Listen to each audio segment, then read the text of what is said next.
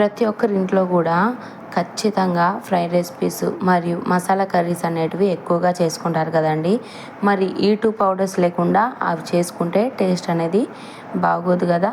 So ఈ 2 powders కూడా ఎలా చేసుకోవాలో చూసేద్దామండి. ఇక్కడ నేను చూపిస్తున్న పౌడరు ఫ్రైడ్ రెసిపీస్ కోసం అండి. ఈ విధంగా బెండకాయ ఫ్రైలో కానీ దొండకాయ ఫ్రైలో కానీ ఏ ఫ్రై రెసిపీలోకైనా ఈ విధంగా 2 స్పూన్లు కానీ యాడ్ చేసుకొని లాస్ట్లో ఫ్రై చేసుకున్నారంటే టేస్ట్ అనేది చాలా బాగుంటుందండి. హోటల్ స్టైల్లో ఉంటుంది రెసిపీ అయితే. మిమ్మల్ని పొగడాల్సిందే తిన్న వాళ్ళైతే. కాబట్టి ఈ ఫ్రై రెసిపీ ఎలా చేశానో ఫుల్ వీడియో అప్లోడ్ చేసినా ఒకసారి వెళ్ళి చూడండి. మరి ఈ ఫ్రైలో వేసిన ఆ పౌడర్ ఎలా చేశానో కూడా ఇంకా లేట్ చేయకుండా ప్రాసెస్లోకి వెళ్ళిపోదాం. Welcome back to Chandana delights. Subscribe చేసుకోండి. తర్వాత మనం ముందే ప్రీహీట్ చేసుకున్న ప్యాన్లోకి 1 కప్ వరకు ధనియాలను యాడ్ చేసుకోండి. ధనియాలు వేసిన తర్వాత మాడిపోకుండా లో ఫ్లేమ్ని ఉండిచ్చి ఫ్లేమ్ అనేది లో ఫ్లేమ్లో పెట్టి మంచిగా దూరగా ఫ్రై చేసుకోండి. ధనియాలు అనేటివి చిటపటలాడి తర్వాత మంచిగా స్మెల్ వచ్చే వరకు ఫ్రై చేయండి.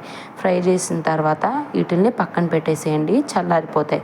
ఇంకా నెక్స్ట్ ప్రాసెస్లోకి వెళ్ళిపోతే ఒక మిక్సీ జార్ తీసుకొని దాంట్లోకి సగం ఎండు కొబ్బరి వరకు వేసుకోండి. అంటే చిప్పలో సగం చిప్ప వరకు ఎండు కొబ్బరిని సన్నగా కట్ చేసి వేసుకోండి. తర్వాత ఒక తెల్లగడ్డను మొత్తం కూడా పాయల్లా తీసి వేసుకోండి. తొక్కు తీయాల్సిన అవసరం లేదండి. తర్వాత 5 నుంచి 6 ఎండుమిరపకాయలు, సాల్ట్ని యాడ్ చేసుకోండి. మెత్తగా గ్రైండ్ చేసుకోండి. ఈ విధంగా ఇక్కడ నేను చూపిస్తున్న విధంగా మెత్తగా గ్రైండ్ చేసుకోండి. గ్రైండ్ చేసుకున్న తర్వాత మనం ముందే ఫ్రై చేసి పెట్టుకున్న ధనియాల్ని 2 నుంచి 3 టేబుల్ స్పూన్ల వరకు ఇక్కడ యాడ్ చేసుకొని ఇంకొకసారి ఫైన్ పౌడర్లా గ్రైండ్ చేసుకోండి. మనం ధనియాలు అనేటివి ఫస్టే వేసామంటే సరిగ్గా మెదగదండి. అంటే ధనియాలుగానే ఉంటుంది. ఈ విధంగా మధ్యలో వేసుకోవడం వల్ల టేస్ట్ కూడా చాలా మంచి టేస్ట్ అనేది వస్తుంది. సో ఈ విధంగా వేసుకోండి. మధ్యలో వేసుకున్న తర్వాత ఇక్కడ నేను చూపిస్తున్న విధంగా ఫైన్ పౌడర్లో వేసుకోండి. నేను దాకా ఫస్ట్ క్లిప్లో ఫ్రైలో వేసాను కదండి పౌడరు, ఇదేనండి ఆ పౌడరు. చాలా టేస్ట్గా ఉంటుంది.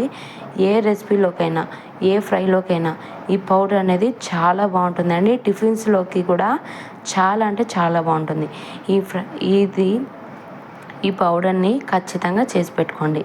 ఇంకా నెక్స్ట్ ఇవి మసాలా కర్రీస్లోకి చేసుకునే పౌడర్ అండి. మనం ముందే వేయించి ఫ్రై చేసి పెట్టుకున్నాం కదండి ధనియాలు.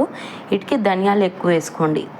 ధనియాలు ఎక్కువ వేసుకున్న తర్వాత హాఫ్ చిప్ప కన్నా తక్కువ ఎండు కొబ్బరిని మరియు 8 నుంచి 9 ఎండుమిరపకాయలని అలాగే సాల్ట్ని 4 నుంచి 5 వెల్లుల్లిపాయలని వేసుకొని మెత్తగా గ్రైండ్ చేసుకోండి.